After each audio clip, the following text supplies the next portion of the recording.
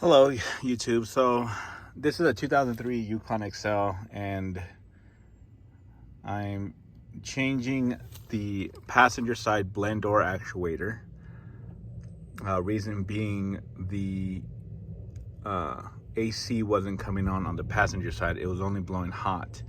Did the recalibration, nothing worked. Ended up looking up a bunch of stuff and found out that the blend door actuator had gone bad. This is the old one. Took it out. Now you'll see probably a few videos showing different ways how to do this. Some people, took off the top here and sawed through their AC duct to get to that blend door actuator down there. Now I'm currently screwing on the new one. Before I screwed it down, I connected it and double checked to make sure it was working before I went through all that trouble of screwing things down. Here's my little helper. And yeah, the AC came back on. Had done the recalibration before I did that. Everything started to work fine. So now I'm screwing it down. Now, what I did is obviously removed or just lowered the glove compartment. Is pretty easy. This comes down, this little latch, you just push in and then it drops down. Remove the airbag. Here's the airbag. And as you'll see, some other videos show, there's screws on the inside of here. You have to first remove the vents here. Pretty easy. Just take a little pry bar, little plastic one like this, going through the side and pull on it. You could pry bar both sides as the clips are on both sides. Pull on it pretty firmly. It'll come out both sides. Take out the screw here. You got to take a little one of these with like a 10 millimeter. Go in there on both sides. And then on the bottom here, which you'll see, this is where it comes up. These are the screws. You have to pull them down from here and here, and then you pull out. On the top here, it'll be trying to hold on to the airbag here. So just make sure you push down on there and pull out firmly, and it should come out. Now, before doing that or anything here, make sure you disconnect your negative terminal on your battery, because if that airbag goes off for any reason, it's going to be a bad day. All right, so now as far as doing this is very tedious.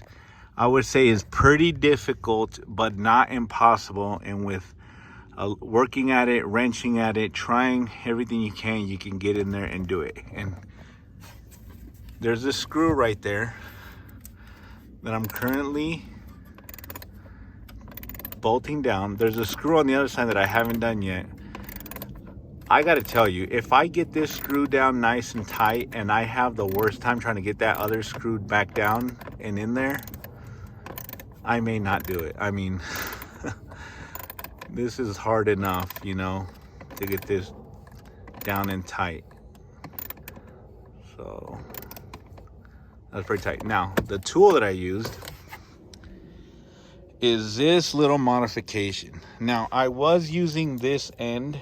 It's a 7 and 32. I was using this end on my small ratchet, but sometimes it just takes a few millimeters of difference to make a big difference in getting those screws out of there. So this, I had one of these ratchets here, and look at this. It just works really well. I just hammered it in there a little bit. I was able to remove it and everything without any problem. So just a nice little hack there. I saw some guys weld a piece of metal to one of these little bits to make it even thinner. Whatever you have to do. You can try using this, but you'll start to realize that even just a few millimeters of clearance may be the difference between getting it out of there. Another thing, you need a pry bar.